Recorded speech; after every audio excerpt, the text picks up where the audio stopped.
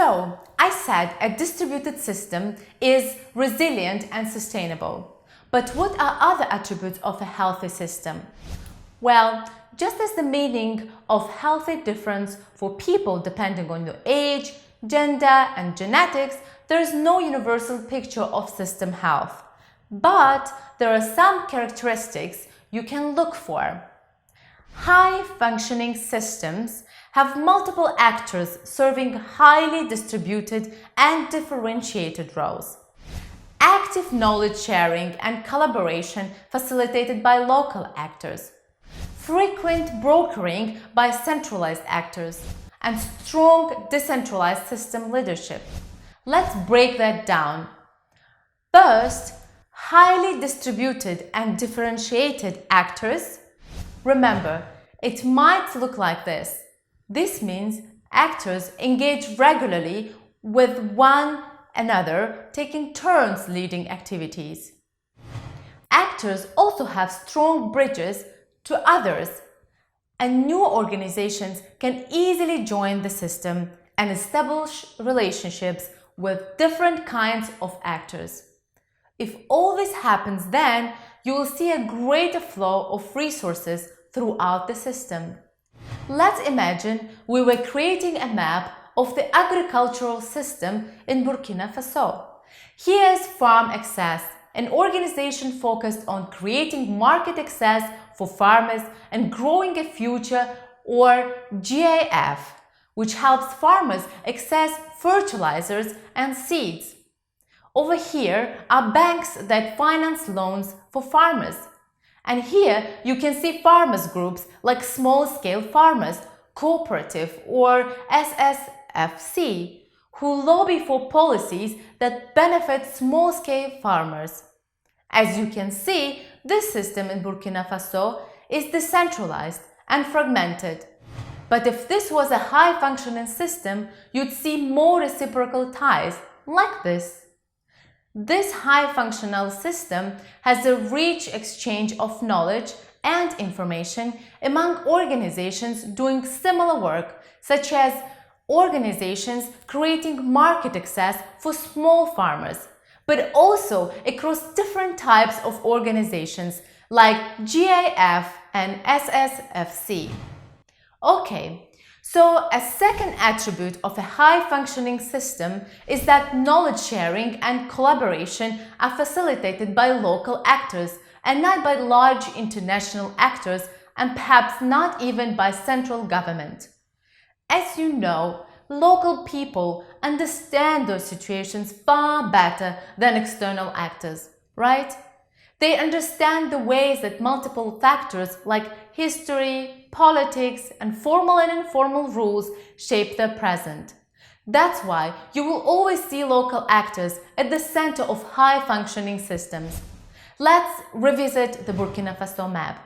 You can see that international organizations like Farm Access and Growing a Future play important roles, but farmers groups like SSFC are prominent too. Okay, then what role do international and centralized local actors play? Well, they are already a primary source of resources in the system.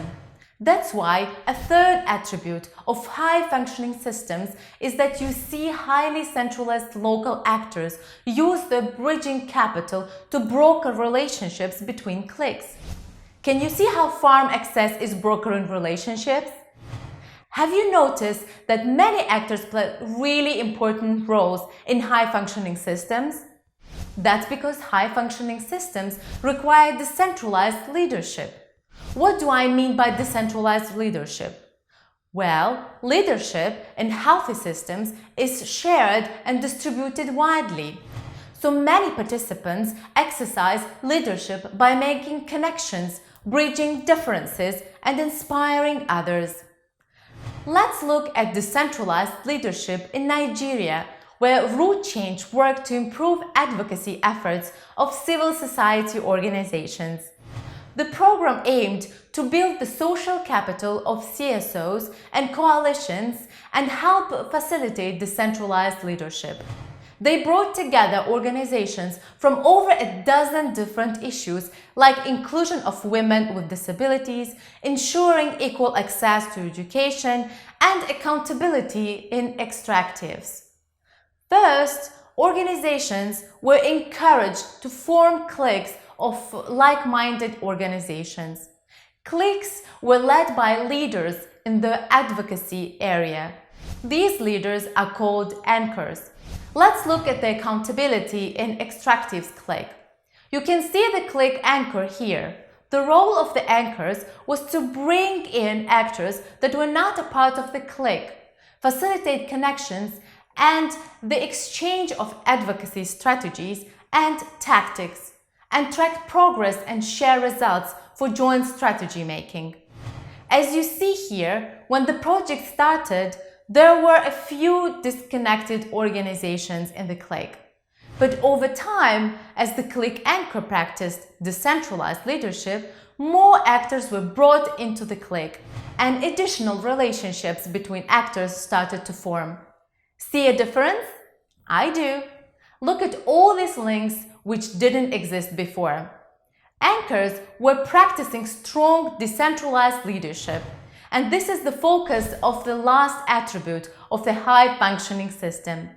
Anchors lead from behind by facilitating, not controlling actors. This creates a safe space for dialogue and facilitates feedback. It also allows many different actors to deepen the social capital. Yes, that's a tall order. But by appreciating the attributes of a high-functioning system, you can better compare your current system to an idealized one. As you reflect on your organizational role in a system, take a few minutes to consider these 4 attributes. Are key roles and functions highly distributed? Is everyone invited to contribute? And are local organizations calling the shots?